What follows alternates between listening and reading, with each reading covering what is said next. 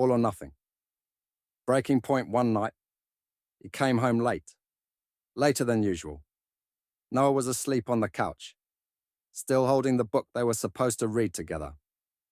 The sight of his son, curled up alone in the dark, sent a wave of shame crashing over him.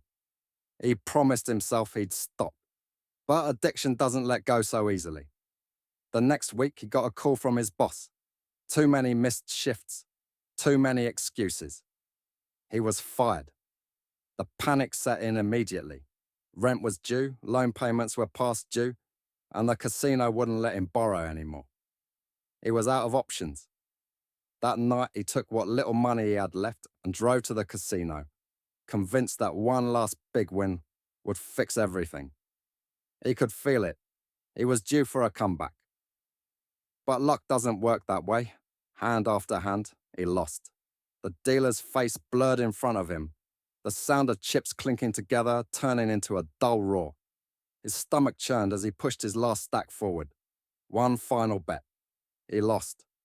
Ethan sat there for a long time, staring at the empty space in front of him. There was nothing left. No money, no job, no way out. And worst of all, no way to fix what he had broken.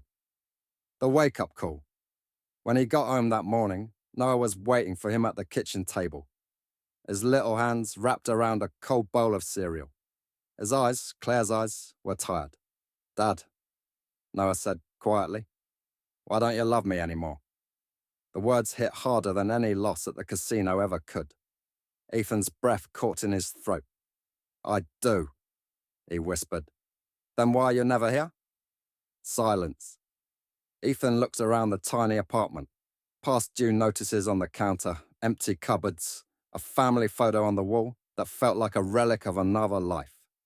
He had been chasing away to numb his pain, but all he had done was create more of it.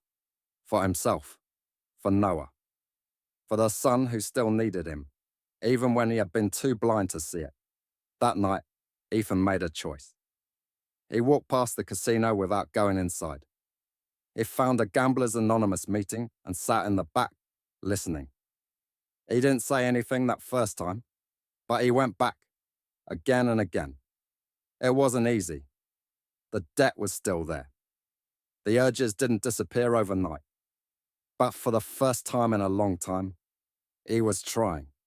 And when Noah hugged him one evening, holding on just a little longer than usual, Ethan knew this was a bet he couldn't afford to lose.